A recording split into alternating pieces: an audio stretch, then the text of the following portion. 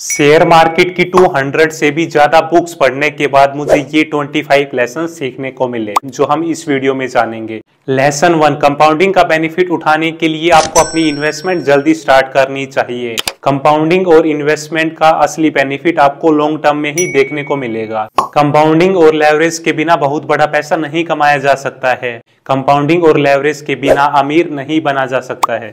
Lesson 2, आपको long term investing पर focus करना चाहिए। आपको शॉर्ट टर्म स्पेकुलेशन से दूर रहना चाहिए। आपको टिप्स, न्यूज या किसी के कहने पर इन्वेस्टमेंट नहीं करनी चाहिए। आपको खुद की प्रॉपर रिसर्च करने के बाद ही इन्वेस्टमेंट करनी चाहिए। लेसन 3, आपको फाइनेंशियल स्टेटमेंट देखनी आनी चाहिए। ये बहुत जरूरी है क्योंकि शेयर मार्केट में 5000 कंपनी से भी ज्यादा कंपनीज है।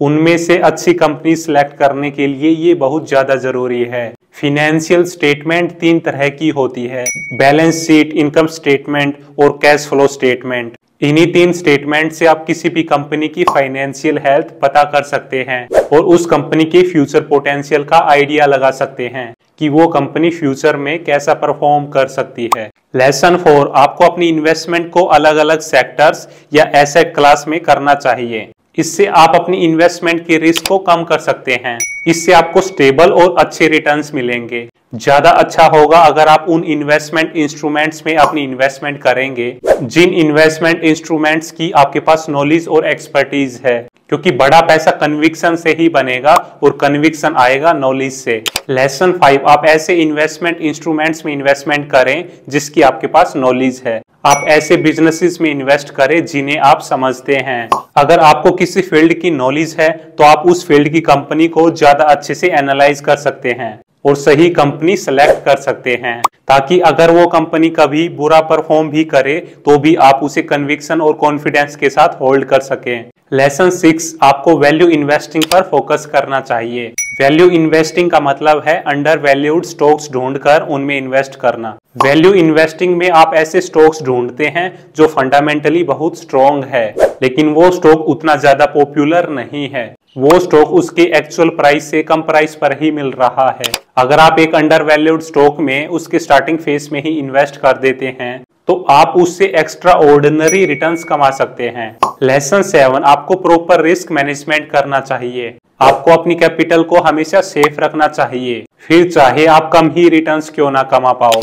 और आपको कभी भी लोन लेकर, लेवरेज लेकर या बोरोड मनी इन्वेस्ट नहीं करनी चाहिए। लेसन 8, इन्वेस्टमेंट में सबसे जरूरी है लॉन्ग टर्म विजन और पेशेंस। इन्वेस्टमेंट में सबसे मुश्किल है पेशेंस रखना। आपको ये पता होना चाहिए कि इन्वेस्टमेंट से बड़ा पैसा लॉन्ग टर्म में ही बनेगा। आपको अपनी इन्वेस्टमेंट पर कॉन्फिडेंस और कन्विक्शन होना चाहिए, तभी आप उसे लॉन्ग टर्म तक होल्ड कर पाएंगे। पेशेंस एक नॉर्मल इन्वेस्टर को एक स्मार्ट इन्वेस्टर बना सकता है। आपको अपनी नॉलेज और अपनी स्किल्स पर काम करते रहना चाहिए ताकि आपका कॉन्फिडेंस और कन्विक्शन बढ़े, ताकि आप अपनी इन्वेस्टमेंट को लॉन्ग टर्म तक होल्ड कर पाओ।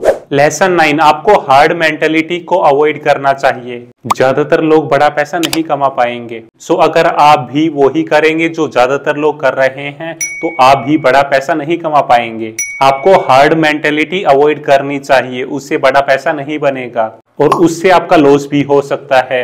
लेसन 10, आपको ग्रोथ इन्वेस्टिंग करनी चाहिए। ग्रोथ इन्वेस्टिंग में हम उन कंपनीज में इन्वेस्ट करते हैं जिनका फ्यूचर पोटेंशियल काफी ज्यादा अच्छा है। ग्रोथ इन्वेस्टिंग में हम उन कंपनीज में इन्वेस्ट करते हैं जो कंपनीज अपनी इंडस्ट्री में बाकी कंपनीज से ज्यादा रेट से ग्रो करने वाली है। ये कंपनीज आपको डिविडेंड्स नहीं देती है क्योंकि ये कंपनीज अपने कमाए हुए सारे प्रॉफिट को री इन्वेस्ट कर देती है ताकि ये अपने बिजनेस को और ज्यादा स्केल और ग्रो कर सके, ताकि आप अपनी इन्वेस्टमेंट पर लॉन्ग टर्म में ज्यादा रिटर्न्स कमा सकें। लेसन 11, आपको इकोनॉमिक और मार्केट साइकिल को भी समझना चाहिए। आपको ये पता होना चाहिए कि कैसे अलग अलग सेक्टर्स अलग अलग मार्केट साइकिल्स में कैसा परफॉर्म करते हैं, ताकि आप सही इन्वेस्टमेंट डिसीजन ले सके, ताकि आप ज्यादा रिटर्न्स कमा सके।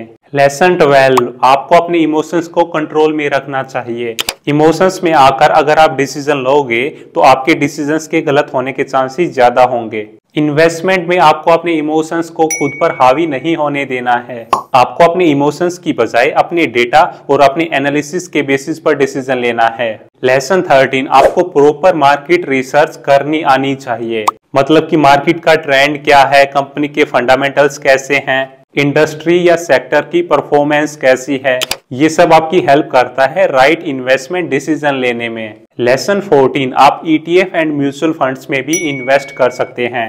एक बिगनर के लिए डायरेक्ट स्टॉक्स में पैसा इन्वेस्ट करने से अच्छा है ETF और म्यूचुअल फंड्स में इन्वेस्ट करना, क्योंकि इनमें इन्वेस्ट करने के लिए आपके पास ज्यादा नॉलेज एंड एक्सपर्टीज होने की जरूरत नहीं है। ETF एंड म्यूचुअल फंड्स आपको डाइवर्सिफाइड पोर्टफोलियो में इन्वेस्ट करने का मौका देता है सिंगल ट्रांजैक्शन से। जैसे निफ्टी 50 में इन्वेस्ट करने से आपको एक्सपोजर मिलता है इंडिया की टॉप 50 कंपनीज का।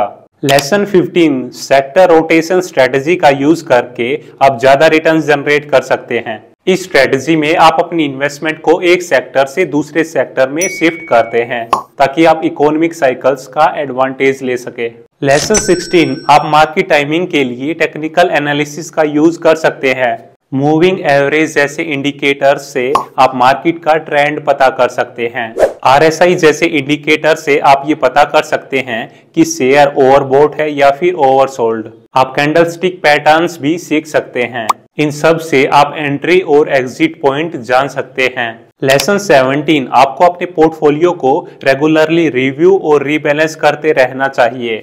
ज्यादातर लोग ये सोचते हैं कि हम तो लॉन्ग टर्म के लिए इन्वेस्ट कर रहे हैं, तो हम तो ये बिल्कुल भी नहीं देखेंगे कि हमारा पोर्टफोलियो कैसा परफॉर्म कर रहा है, जो कि सही नहीं है। आपको अपने पोर्टफोलियो को रिव्यू करते रहना चाहिए और जरूरत पड़ने पर रीबैलेंस करना चाहिए। लेसन 18, आपको इकोनॉमिक इंडिकेटर्स को भी देखना चाहिए। स्टॉक मार्केट कैसा परफॉर्म करेगा, ये कई सारे इकोनॉमिक इंडिकेटर से इन्फ्लुएंस होता है, लाइक कंट्री की GDP growth rate, inflation rate, unemployment rate. इन सब इंडिकेटर से आप मार्केट की मूवमेंट का अंदाजा लगा सकते हैं। लेसन 19, इंटरेस्ट रेट का स्टॉक्स पर क्या इम्पैक्ट होता है, ये भी आपको पता होना चाहिए। आपको रेपो रेट के बारे में भी पता होना चाहिए। रेपो रेट का मतलब है कि किस रेट पर RBI कमर्शियल बैंक्स या फाइनेंशियल इंस्टीट्यूशंस को पैसा उधार देता है।